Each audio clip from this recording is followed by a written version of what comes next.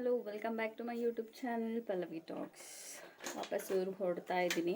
So ready ಆಗ್ತಾ ಇದ್ದೀನಿ. ಬೇಜಾರಾಗ್ತಾ ಇದೆ ಸ್ವಲ್ಪ. ಅಂಜನ್ ಮಲಗಿದ್ದಾನೆ. ಆ್ಯಕ್ಚುಲಿ ಬಸ್ಸಲ್ಲಿ ಹೋಗೋಣ ಅಂದ್ಕೊಂಡೆ, ಬಟ್ ಇವರಪ್ಪ ಏನಂದರು, ಮಳೆ ಇದೆ ಬೇಡ, ನನ್ನ ಮಗ ಚಳಿ ಇದೆ, ಮಗಂಗೆ ಏನಾದರೂ ಆಗ್ಬಿಡತ್ತೆ, ನಾನೇ ಬರ್ತೀನಿ ಕಾರಲ್ಲಿ ಅಂತ ಹೇಳಿದ್ರು. ಸೊ ಅವ್ರಿನ್ನೂ ಹೊರಟಿಲ್ಲ ಅಲ್ಲಿಂದ, ಬಟ್ ನಾನು ರೆಡಿ ಆಗ್ತಾಯಿದ್ದೀನಿ. ಅಂಜನ್ಗೆ ಆವಾಗಲೇ ಸ್ನಾನ ಮಾಡಿಸಿ ಮಲಗಿಸಿದ್ದೀನಿ. ಬ್ಯಾಗೆಲ್ಲ ಪ್ಯಾಕ್ ಆಗಿದೆ. ಸೊ ಬ್ಯಾಕ್ ಟು ಮೈಸೂರು ಇವತ್ತು. ಬನ್ನಿ ರೆಡಿಯಾಗಿ ಹೊರಡೋಣ. ಒಂದು ನನಗೆ ಅಂತ ಡ್ರೆಸ್ ಕೊಡಿಸಿದ್ದಾರೆ. ಇದು ಅಕ್ಕ ಕೊಡಿಸಿರೋ ಡ್ರೆಸ್ಸು.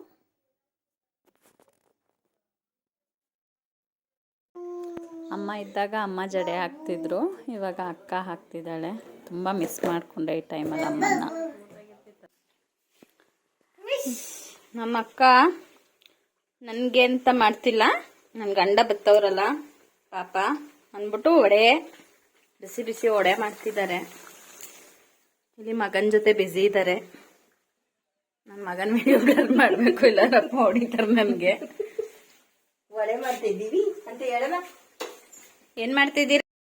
ಇದು ನಮ್ಮ ಕಡೆ ಗಂಡ ಹೆಂಡತಿ ಮಗು ಎಲ್ಲ ಒಟ್ಟಿಗೆ ಬಂದಾಗ ಮನೆಯಿಂದ ಹೊರಡುವಾಗ ಮಡ್ಲಕ್ಕಿ ಶಾಸ್ತ್ರ ಅಂತ ಮಾಡ್ತಾರೆ. ಅಂದರೆ ಮದುವೆ ಹೊಸ್ತ್ರೋಗಿ ಮಾಡ್ತಾರೆ. ಅಂದರೆ ನಾನು ನನ್ನ ಮಗ ನನ್ನ ಗಂಡ 3 ಜನನೂ ಹೋಗಿದ್ವಲ್ವ, ಅದಕ್ಕೆ ಅಕ್ಕ 3 ಜನನೂ ಕೂರಿಸಿ ಮಡ್ಲಕ್ಕಿ ಮಾಡಿದ್ರು.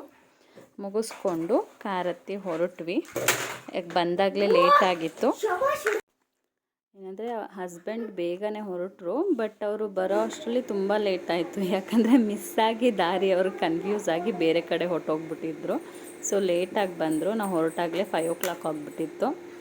ಸೊ ಆನ್ ದ ವೇ ನೋಡ್ಬೋದು ಊರಿಂದ ಹೊರಡುವಾಗ ತುಂಬ ಮಿಸ್ ಮಾಡಿಕೊಂಡೆ ಆ ಪ್ಲೇಸ್ನ ನಾನು. ಮಳೆ ಬೇರೆ ಸ್ಟಾರ್ಟ್ ಆಗಿಬಿಟ್ಟಿತ್ತು.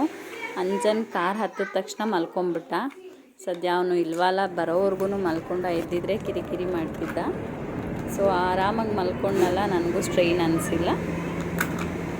ಮಳೆನೂ ಸಣ್ಣದಾಗಿ ಬರ್ತಿತ್ತು, ವೆದರ್ ಕೂಲ್ ಆಗಿತ್ತಲ್ಲ. ಸೊ ಜರ್ನಿ ಏನು ಕಷ್ಟ ಅನಿಸಿಲ್ಲ. ಬೇಗ ಬಂದುಬಿಟ್ವಿ ನಾವು. 1.5 hourಗೆಲ್ಲ ಮೈಸೂರು ರೀಚ್ ಆದ್ವಿ ಬರುವಾಗ.